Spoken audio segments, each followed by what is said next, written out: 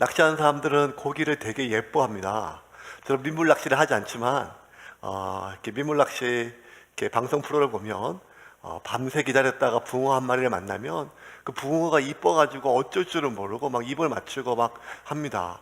저는 그 정도는 아닙니다. 저는 먹을 수 없는 생선을 그렇게 하는데 붕어가 그렇게 이쁜 모양이에요. 그런데 저도 이제 낚시하다 보면 참돔 같은 거는 진짜 이쁘거든요. 이렇게 잡으면 진짜 이쁩니다. 그렇다고 뭐 이렇게 집사람보다 이쁘진 않고요. 거기가 참 예뻐요. 이렇게 바다에 보면 뱅에돔, 참돔 뭐 이런 것도 진짜, 특히 돌돔은 정말 진짜 이쁩니다. 근데 고기 중에 진짜 못생긴 고기가 있는데 그게 뭔가 하면 아귀입니다. 아귀. 아귀는 아무리 이쁘게 보려 그래도 이쁘지가 않습니다. 이거는 뭐 무섭고 흉악하고 말 그대로 아귀입니다. 아귀. 맛까지 없었으면 이거는 진짜 아니죠. 그런데 저는 이 아귀찜이 원래 우리나라 조상들이 전통적으로 먹는 음식인 줄 알았는데, 이 아귀찜이, 마산의 명물 아귀찜이 우리 사람들이 일반적으로 먹은 지가 몇십 년이 안 된다는 사실을 알고 깜짝 놀랐어요. 그 전까지는 간간히 잡히면 이 어부들이 재수없다 해서 다 버리고 그냥 안 먹고, 그 살도 물컹물컹하고, 아귀 여러분 손질해보시면 아시잖아요. 회로 먹기도 그렇고 물컹물컹하고 뭐가 다 버렸던 고기인데, 어떻게 이 아귀가 온 국민들이 좋아하고 즐기는 그러한 음식이 되었을까? 우연찮게 아귀의 기원을 보니까 뱃사람들이 잡히면 재수없다 버리고 맛없다 버리고 돈이 안 되니까 버렸던 고기인데, 이렇게 어느 겨울에 선창가에서 날씨도 굽고 험하니까 뱃일을 못 나가니까 심심해서 군불 피워놓고 이렇게 있다가 그냥 굴러다니는 아기 있으니까 아유 그냥 저걸 한번 구워볼까 하고 어느 날 굽고 삶았더니 맛이 괜찮더래요. 그래서 그때부터 괜찮네 하면서 어부들이 먹던 음식이 조금씩 그렇게 식당으로 퍼져서 온 국민이 즐겨하는 먹는 그런 아귀찜이 됐다고 하더라고요. 그래서 저는 궁금했어요. 아니 그 처음 먹었던 아저씨가 누굴까? 왜냐하면 그냥 수백 년 동안 버리고 재수없다 하고 안 먹고 이랬던데, 누군가가 처음 먹었는데 처음 먹었던 그 아저씨도 내가 오늘 이거 먹어보고 이 나라 온 국민의 즐겨 먹는 아귀찜으로 만들어 봐야겠다 이렇게 하진 않았을 거예요. 그냥 한 번 먹었는데 그게 많은 사람들이 즐겨 먹는 음식이 됐는 모양이에요. 따지고 보면 그런 게 참 많더라고요. 부대찌개 역시 마찬가지 아니겠습니까? 참 몹시 살고 힘들고 어려울 때 미군 부대에서 나오는 그런 짬밥이나 햄들 다 모아가지고 그냥 끓여서 먹었더니 뭐 괜찮아서 먹었던 이런 많은 음식들 보면, 우리가 먹었던 많은 것들은 누군가가 제일 처음에는 아무 의미 없이 시작했지 모르지만 처음 시작했던 그 누군가의 그 길이 뒤에 오는 많은 사람들의 이 따라가는 길이 된 게 참 많습니다. 뭐 가장 대표적인 것이 역시 산행이죠. 에베레스트의 그 8,000m가 넘는 에베레스트 산에 보면 그게 나라마다 무슨 프랑스 루트 아니면 영국 사람의 루트, 코리안 루트 해가지고 그 사람들이 최초로 먼저 뚫었던 그 길이 루트가 됩니다. 첫 번째 갔던 사람들은 산을 정복하러 갔는데, 신기한 것은 그 산을 정복했던 그 길이 루트가 되어서 그 다음 세대, 그 다음 세대, 그 다음 팀들은 그 루트를 따라서 산을 정복하는 길이 되었다는 거죠. 그런 의미에서 처음에 새 발을 딛는 그 발걸음은 뒤따라오는 사람들의 길이 되기 때문에 참 중요한 의미가 있습니다. 그런 말이 있더라고요. 처음 딛는 내 발은 발자국이 되지만 뒷사람의 길이 된다는 이 말은 선교에서도 굉장히 중요한 역사를 합니다. 오직 너희에게 성령이 임하시면 너희가 권능을 받고 예루살렘과 온 유대와 사마리아와 땅끝까지 이르러 내 증인이 되리라. 예수님께서 승천하시기 직전에 남기신 이 마지막 말씀은 결국 2000년이 지나도록 전 세계 있는 모든 그리스도의 제자들이 그 말씀을 붙들고 땅끝까지 제자가 되고 그 다음에 복음의 증거자가 되고 전도자가 되는 이러한 놀라운 사명이 되었죠. 그 교회의 본질입니다. 교회의 본질에 최초의 선교의 발걸음을 딛는 구절이 바로 오늘 이 구절이죠. 그러면 처음이 중요하다 그랬잖아요. 처음이. 그러면 왜 하나님은 이 처음에 가는 이 첫 선교지를 어디로 정하셨을까? 우리 4절 한번 보겠습니다. 4절 말씀 시작. 두 사람이 성령의 보내심을 받아 실루기아에 내려가 거기서 배 타고 구브로에 가서. 자, 실루기아에서 타고 거기서 배 타고 구브로. 실루기아는 뭐 안디옥에서 서쪽으로 한 20-30km 떨어진 것이고, 구브로라고 하는 섬으로 갔어요. 한 100km 정도 떨어진 거예요, 실루기아에서. 최초로 선교지로 갔던 지역은 구브로 섬이에요. 구브로는 원래 이 스데반 순교 이후로 예루살렘에 있는 많은 성도들이 온 땅에 흩어졌을 때 일부 사람들이 사도행전 11장에 보면 구브로에 가서 복음을 전해요. 그러니까 복음이 지금 안전해진 곳은 아니에요.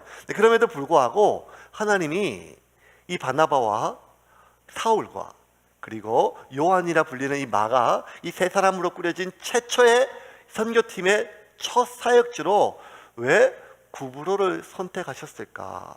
그 이유가 좀 궁금해요. 그게 굉장히 중요하거든요. 구브로는 여러분 이 조금 사연이 있는 섬이에요. 왜냐하면 지금 이 팀의 리더는 바나바거든요. 바나바와 사울 그리고 요한이라 불리는 마가.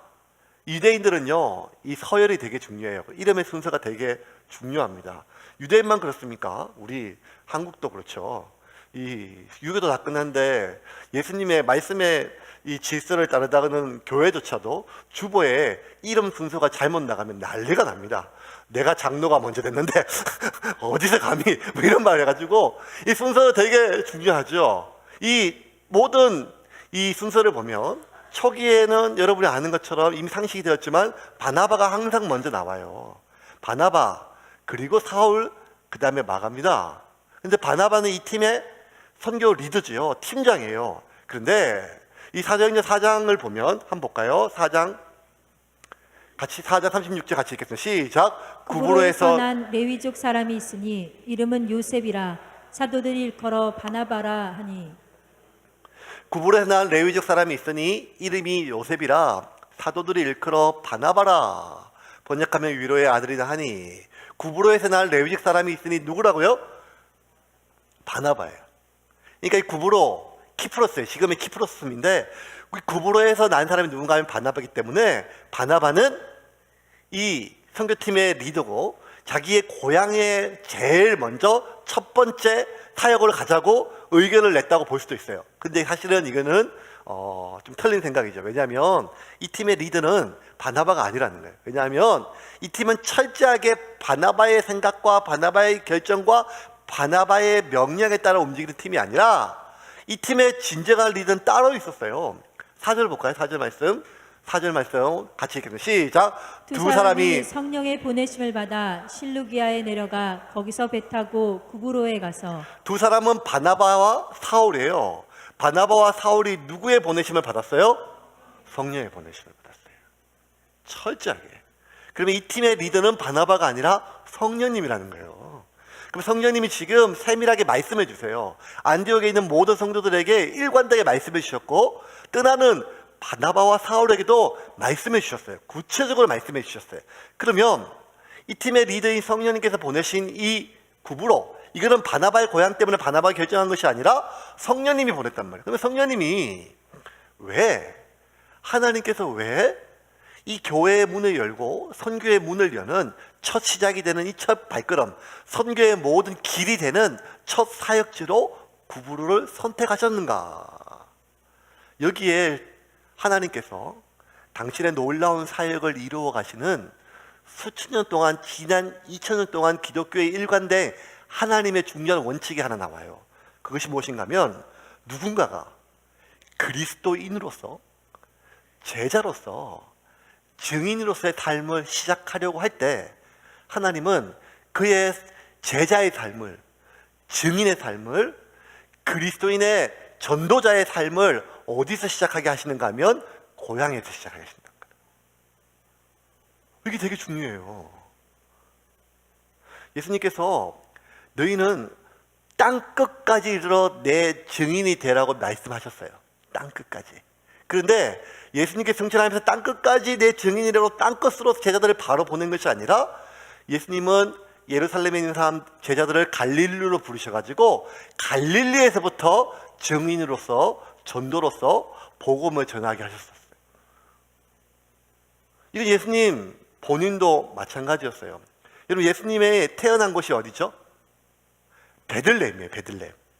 그런데 예수님이 태어나자마자 헤로드 왕이 예수님을 죽이려고 하니까 애굽으로 피신했다가 돌아온 곳이 어딘가 하면 갈릴리 나사렛이죠.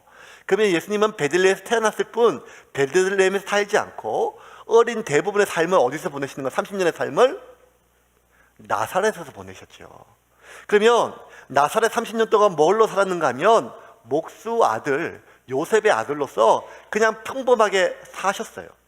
그리고 요단강에서 세례 요한의 세례를 받고 하나님의 아들 구원자의 삶을 사셨어요. 그래서 세례 이전을 그냥 삶이라 하시고 세례 받고 이후의 삶을 공생애라고 하세요. 철저하게. 이 예수님의 세례의 기점으로 예수님의 이 세례 이전까지 그냥 철저하게 그냥 목사 아들 요셉의 아들이에요. 그런데 세례 이후에는 철저하게 하나님의 아들로서의 삶을 사셨어요. 예수님이 소명의 삶을 사셨죠. 증인으로서의 삶. 그런데 그 소명의 삶을 어디서 시작하셨는가 하면 예루살렘이 아니라 갈릴리이셨어요. 나사렛, 가버나움, 그 모든 것은 갈릴리 지역이었어요. 예수님은 철저하게 예수님 당신조차도 예수님이 증인의 삶으로 하나님의 아들로서의 삶으로 소명의 삶을 시작했을 때는 나고 자랐던 자셨던 고향, 자기를 다 아는 모든 사람들이 아는 고향에서부터 그 삶을 시작을 하셨습니다. 왜 예수님은 그 제자의 삶을, 소명의 삶을 고향에서부터 시작하게 하셨을까? 이유는 한 가지예요. 그것은 그리스도인으로 사는 것은, 제자로 산다는 것은, 소명인이 된다는 것은, 이제 증인으로 산다는 것은 내가 어떤 결심을 해서 몇 가지 사람들에게 보여주기 위한 연기로 되어지는 것이 아니라 나를 뼛속까지 아는 모든 사람들 앞에서 나의 속내가 다 드러나고 나의 삶이 다 드러나서 잠시 잠깐 주일날 성경책 끼고 이렇게 예배드리고 경건한 척하는 척척하거나 연기하는 것으로 되는 것이 아니라 나의 모든 삶이 드러나는 사람들 앞에서 그 삶을 시작하라고 말씀을 하신다는 거예요. 연기가 안 된다는 거예요. 꾸며져서 된다는 게 아니에요. 다 들통난다는 것입니다. 어떤 의미에서는 나를 지켜본 그 사람들이 나보다 나를 더 잘 알기 때문이라는 거예요. 요즘에 TV에 보면 목사들 비리가 하도 자주 나왔는데, 또 얼마 전에 이제는 국내에 있는 목사뿐만 아니라 해외에 있는 목사님들 비리도 막 나와가지고 파리 열방교회 그것이 알고 싶다에 나왔대요. 원래 조금 교계에서 문제가 많았었거든요. 근데 낱낱이 드러났는데 파리 열방교회는 파리에서 프랑스 제일 큰 한인교회예요. 그리고 그 목사님 개척하셔가지고 아프리카 쪽에 특별히 17개국의 교회를 세우고 선교로, 그리고 굉장히 부흥하고 가장 큰 교회로 아주 저력이 있는 그런 교회인데, 몇 해 전부터 시끄럽게 문제가 좀 있었어요. 그리고 이제 나중에는 성적인 비행까지 다 나오게 되고, 그리고 결국에는 이제 지금 재판에 들어가서 지금 문제가 됐죠. 그런데 여러분, 그 파리 열방교회 송영철 목사라고 하는 목사님의 그 비리나 사건이 수면 위로 올라온 최초의 일은 무엇인가 하면, 교회의 일부 목사와 반대편에 있는 사람이나 상처받은 사람이 아니라 사모님과 아들이었어요. 수십 년 동안 이 송영창 목사의 폭행에 거의 완전 인간 아닌 것처럼 그렇게 맞고 폭행에 시달리다 못해가지고 이 아버지의 폭행과 비인간적인 삶을 인터넷에 올렸어요. 영상을. 그리고 그때부터 이 공식화 돼가지고 수사가 일어나고 지금 문제가 되었죠. 그 얘기를 쭉 보니까 그 아들이 한글을 잘 몰라요. 프랑스에 나고 자랐기 때문에. 근데 한글로 이렇게 나이는 많은데 한글이 서투른데 그 인스타그램에 올렸던 글들을 보니까요, 얼마나 오랫동안 맞고 살았는지 제가 중간중간 내용을 좀 읽어볼게요. 중간에 아버지는 목사님 이렇게 했다가 또 송영찬을 이렇게 불러요. 송영찬은 평소에도 이렇게 때렸다. 방문을 항상 열쇠를 잠그고 발로 차고 머리를 잡고 따귀를 때리고 사람을 질질 끌고 무릎을 꿇으라고 하며 빌라고 하고 뭐 칼리라고 하는 무기로 이 커튼 봉이었던 것 같아요. 아무데나 때리고 주먹으로 치고 욕한다. 안 믿기시나요? 저는 이렇게 살았어요. 커튼봉으로 때렸다고요? 저도 그런 줄 알았어요. 나중엔 경찰이 그러더라고요. 그 무기라고. 그래서 동생은 두려움에 질렸지만 저는 오히려 더 강해졌어요. 아빠는 자기 이미지 관리 때문에 사람을 죽이지는 않아요. 딴 사람을 시켜도 죽인단 말이죠. 그래서 저는 맞았어요.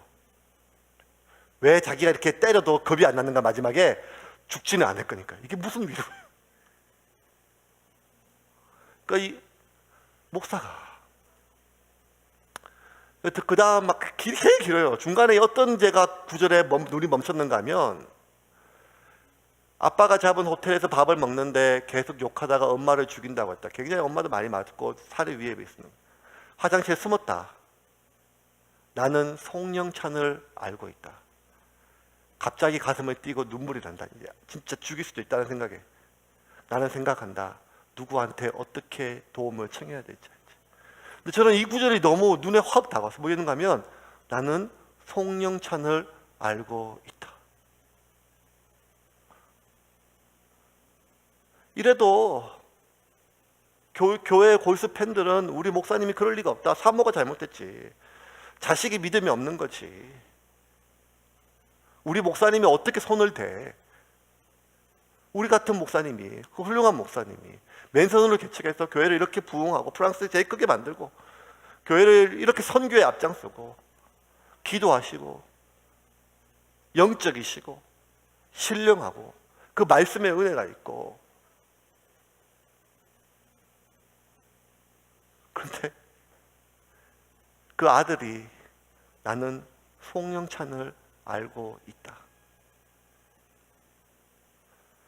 아무리 고상한 척하고 거룩한 척하고 기도하는 척하고 인자한 척하며 고귀한 척해도 가장 가까운 사람에게까지는 숨길 수가 없죠.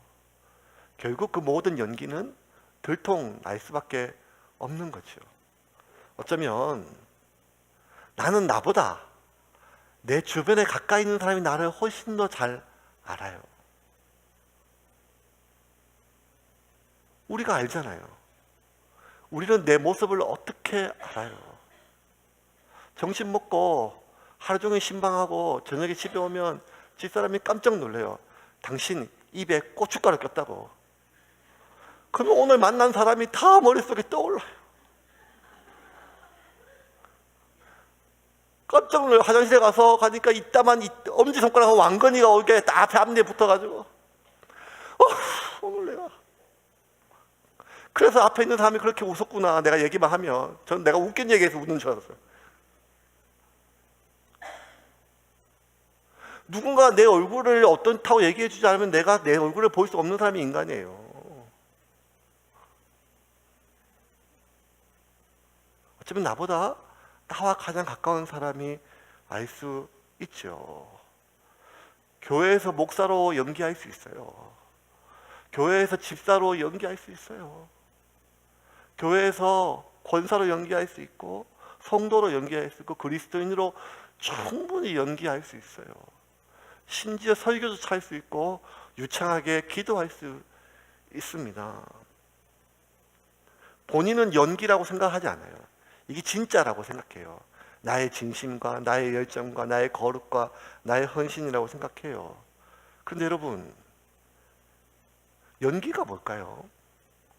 꼭 이런 무대에서 아니면 카메라 앞에서 하는 것이 그게 연기의 본질이 아니라, 연기는 사람들에게 보여주기 위한 모든 것을 연기라고 하지 않습니까? 빌 하이베스트 목사님 썼던 책 아무도 보는 이 없을 때 당신은 누구인가, 그 책에서 얘기하는 것처럼 누군가 앞에 있을 때 우리는 충분히 인자할 수 있단 말이에요. 누군가가 내 앞에 있을 때 우리는 충분히 겸손할 수 있단 말이에요. 많은 사람들이 내 주변에 있을 때 우리는 엄청나게 절제할 수 있고 거룩할 수 있단 말이에요. 그런데 아무도 나를 보는 이 없을 때 당신은 무엇을 생각하고 무엇을 좋아하고 무엇을 바라보며 무엇을 욕망하는가? 그게 진짜 당신이라고 비라이베스 목사님이 얘기를 했습니다. 진짜 나를 가장 가까이 아는 사람에게는 숨길 수가 없지요.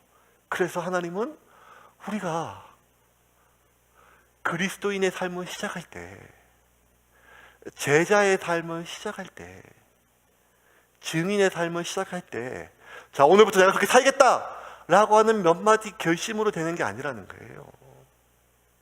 사람들을 볼 때 조금 더 그렇게 흉내내고 척하고 그렇게 되는 것이 아니라 나를 낱낱이 아는 속속들이 알고 나의 과거도 알고 나의 현재도 알고 나의 미래도 예상할 수 있는 그 사람들 앞에서 철저하게 너의 민낯과 알몸이 드러난 그곳에서 시작하라는 거예요.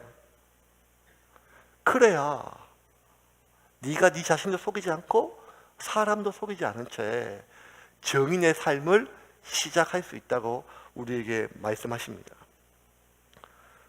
그렇다면 우리는 지금 오늘 이 본문 앞에서 저와 여러분은 스스로 자문해야 돼요. 나는 지금 이 예배 안에 있는 예배실 안에서만 그리스도인인가? 아니면 나를 가장 가까이 아는 형제들 앞에, 직장에서, 그리고 삶의 현장에서 나는 여전히 그리스도인가? 그들이 나를 그리스도인으로 보고 있는가? 물론 이거 쉬운 일이 아닙니다.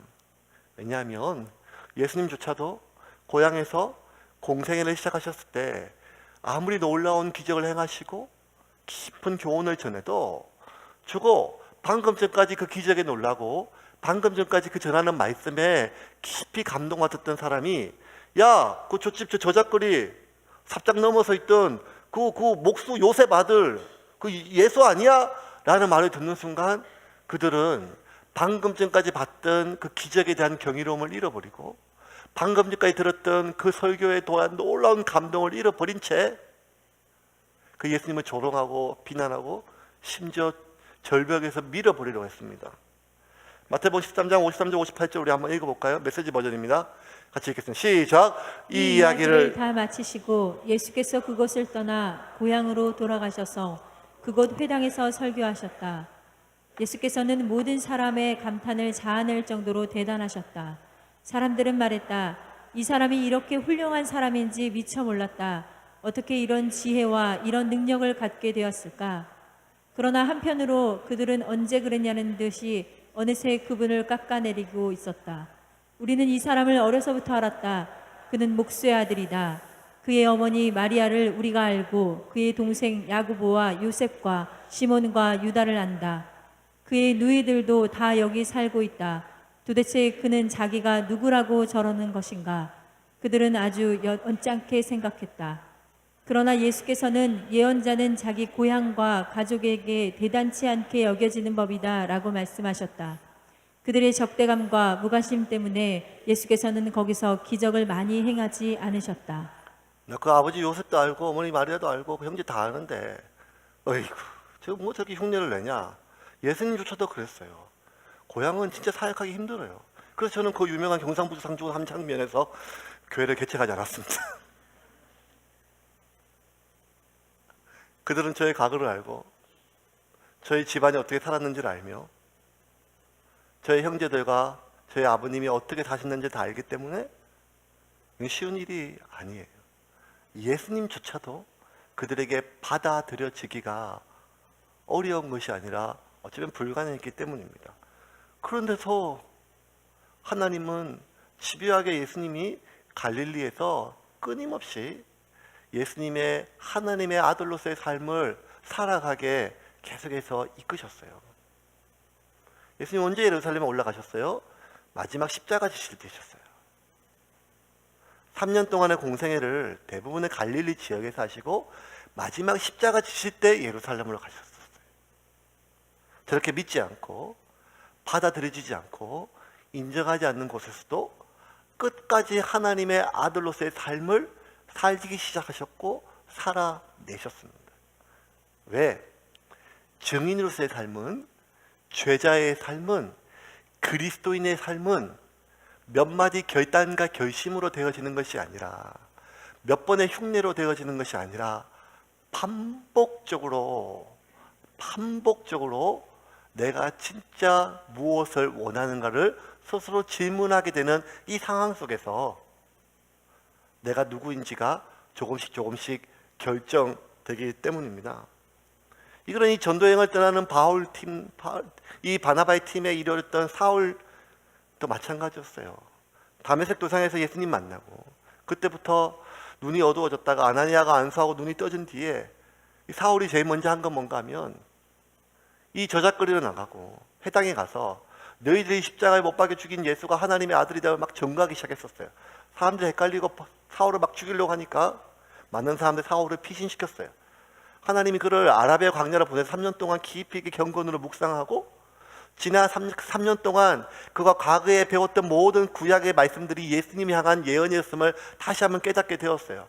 그리고 나서 이제 사울을 본격적으로 이제는 예수 믿는 사람 때려 죽이는 사울이 아니라 예수의 종 그리스도인 사울의 삶을 시작하시는데 그 제자의 삶, 증인의 삶을 어디서 시작하게 하셨는가 하면 그의 고향 다소에서 13년 동안 살게 하셨어요.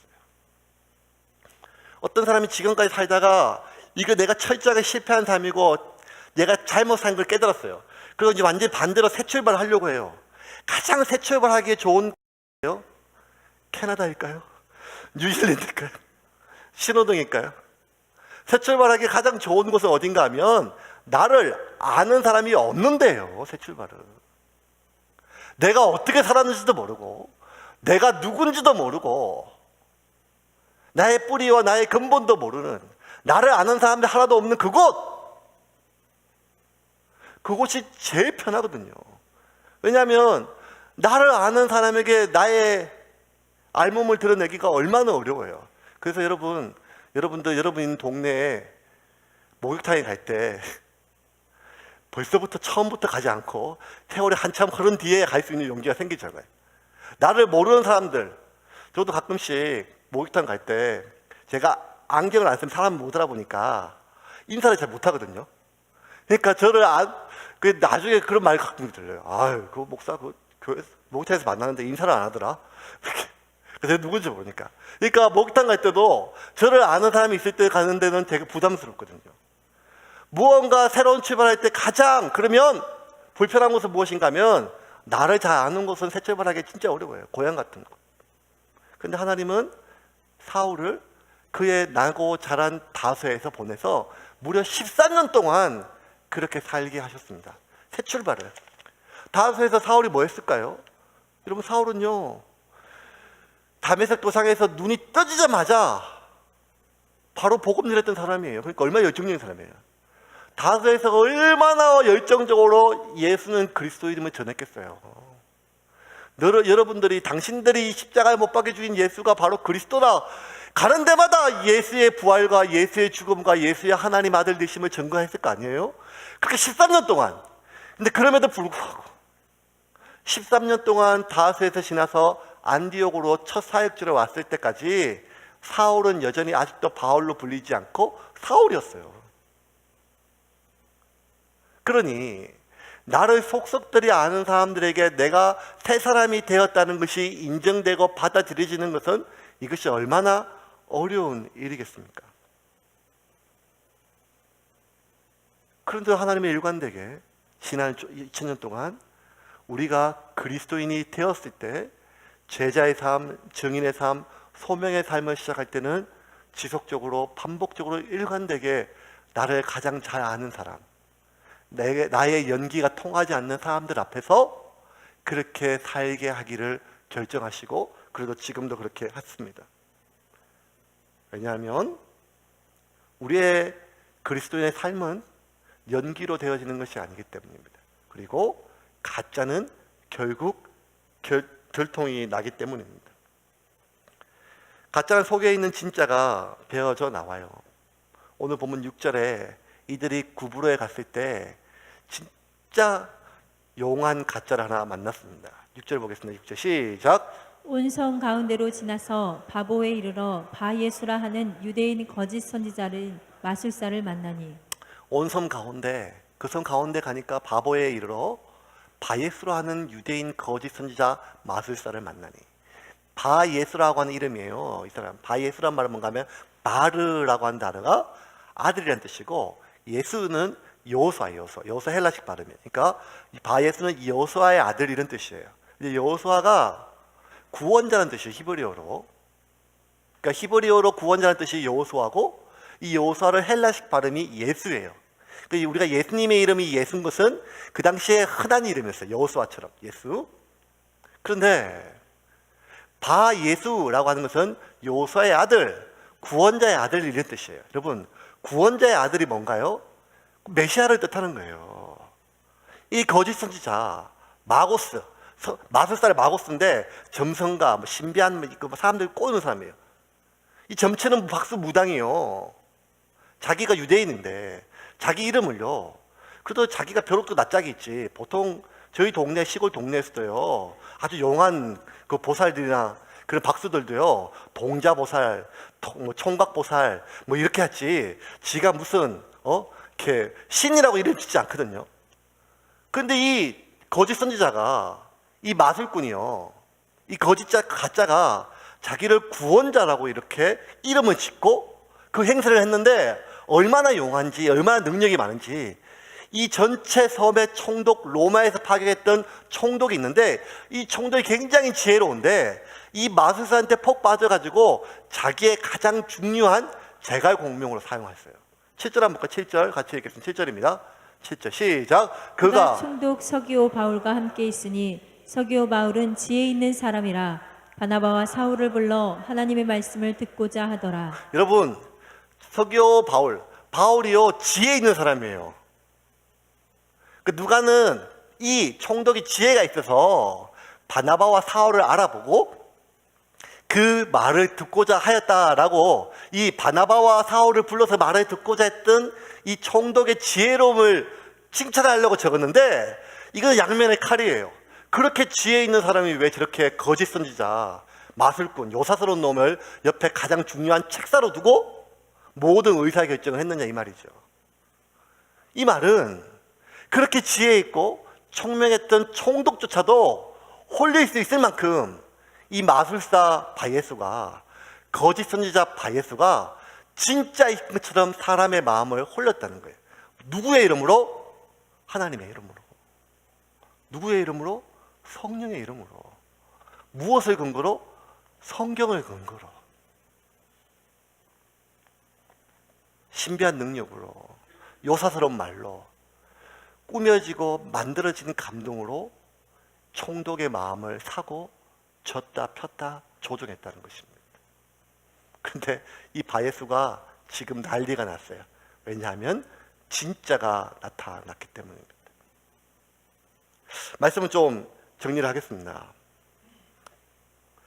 이제 우리는 이 진짜와 가짜의 싸움을 다음 주부터 같이 보게 될 것입니다. 유대인 거짓 선지자 마술사 바예수가 어떻게 하나님 앞에 징계를 받고, 그리고 그의 가짜가 들통난지를 볼 수가 있을 것입니다. 그 경북대학교 법과 교수인 김두식 교수가 썼던 욕망해도 괜찮아라는 책이 있어요. 7, 8년 전에 읽었는데 되게 제가 인상 깊게 지금도 기억나는 한 대목이 뭔가 하면, 그 책 안에 썸버신몸이라고 하는 소설가 지었던 사자 가죽이라는 책을 소개하면서 가짜 행세에 대해서 아주 신랄하게 표현을 했어요. 그게 뭔가 하면 이제 이솝우화에 사자 가죽이란 짧은 그 한 토막의 글이 있어요. 그게 뭔가 하면 당나귀가 맨날 이렇게 쫓겨다니다가 어느 날 사냥꾼이 집을 지은 사이에 사냥꾼 집에 보니까 사자 가죽이 있어가지고 그걸 뒤집어 쓰고 놀았어요. 그랬더니만 온 사바나에 있는 동물들이 두려워하고 벌벌 떨어가지고 사자 행사를 하다가 너무 좋아가지고 노래를 불렀는데, 사자처럼 노래를 불러야 되는데 당나귀처럼 히히 해가지고 말소리 때문에 아마 혀가 좀 짧았는 모양이에요. 그래서 들통이 나가지고 쫓겨났다면 그런 얘기예요. 그걸 이제 모티브 삼아서 썸머 신몸이 이 사자 가죽이라는 긴 장편 소설을 썼는데, 그 내용이 뭔가 하면 이 로버트라고 하는 한 사람이 1차 세계대전 때 이제 그 전쟁 병상에서 엘레노에라고 하는 한 간호사를 만나서 사랑에 빠졌는데, 이 로버트는 굉장히 하층민이고 세속적이고 천박한 사람이에요. 엘레노에는 굉장히 귀족 가문이에요. 부자였고. 근데 이 로버트가 자신의 전쟁에 끝나고 자신의 신분을 속이고 결혼을 해요.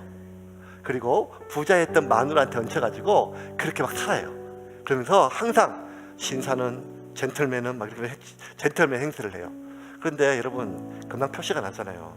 주변에 있는 사람이 발견했어요. 저 얼마 전에 세차장에서 일하는 놈이야, 신분이 첨한 놈이야, 잡놈이야.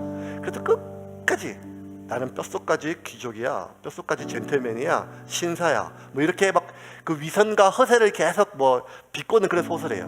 근데 이제 그 책의 마지막에 어떻게 끝나는가 하면, 그 엘레노의 자기 살고 있는 집에 불이 나요. 그 외출했다 돌아오니까 갑자기 아내가 막 소리를 지르면서 저 집안에 사랑하는 뭐 누구가 타고 있대요. 자식이 아니라 개요, 개. 그 집이 절반쯤 타고 있었어요. 그러니까 갑자기 로버트가, 신사는 개를 사랑하거든요.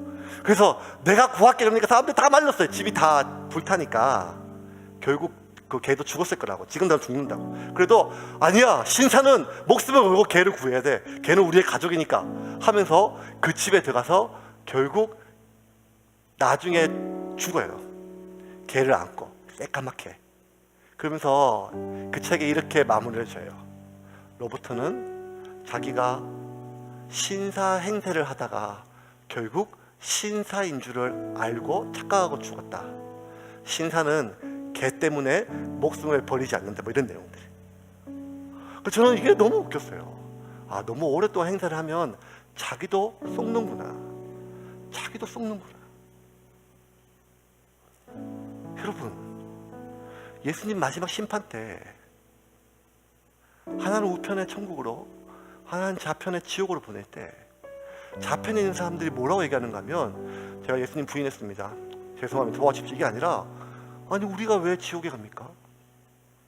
예수님 이름으로 귀신도 쫓아내고, 예수님 이름으로 기도도 했고, 예수님 이름으로 가난한 사람도 돌봤는데, 예수님 이름으로 얼마나 헌금도 많이 했는데 우리가 왜 지옥에 가야 됩니까? 얘기했을 때 예수님이 얘기를 해요. 악하고 게으른 종들아, 나는 너희를 모른다. 저는 분명히 알 수 있어요. 마지막 지옥에 가는 그 사람들은 지옥에 가는 순간까지도 이유를 몰라요. 나는 예수의 이름으로 귀신을 쫓아냈는데, 나는 예수의 이름으로 오랫동안 교회를 다녔는데, 나는 예수의 이름으로 그토록 많이 헌금을 했는데, 너무 오랫동안 사자의 가죽을 뒤집어 쓰고 사자의 행세를 했던 당나귀는 자기가 사자인 줄 알고 죽는 것처럼 진심으로 회심하지 않고 온갖 기도의 어구는 선교와 긍휼과 자비지만 속에 있는 모든 욕망은 돈과 인정과 성취와 세속적 욕망으로 가득 차 있고, 심지어 하나님조차도 나의 이 세속적 욕망을 충족시키는 도구로 사용하면서도 불구하고, 입만 열면 선교를 이야기하고, 입만 열면 구제를 얘기하고, 입만 열면 기도와 거룩함을 얘기하는 오늘날 우리 한국 교인들을 향한 말씀이 아니겠습니까?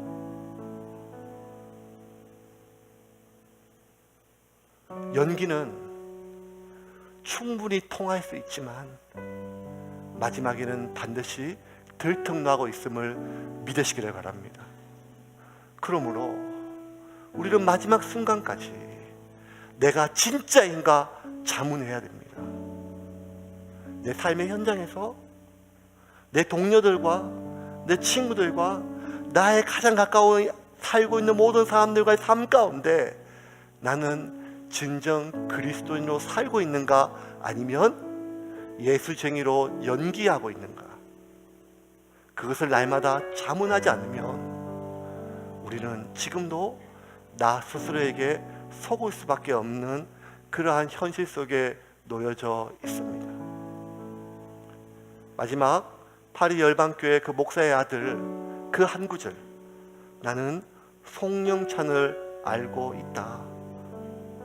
하나님은, 성령님은 지금도 김희규를 알고 있음을 믿으시고 그 하나님 앞에 두렵고 떨림으로 여러분의 구원을 이루어가는 새움교회 성도들이 되기를 주님의 이름으로 축원합니다. 두렵고 떨림으로 오늘도 이번 한 주일 동안도 여러분의 구원을 이루어 가시기를 주님의 이름으로 축원합니다.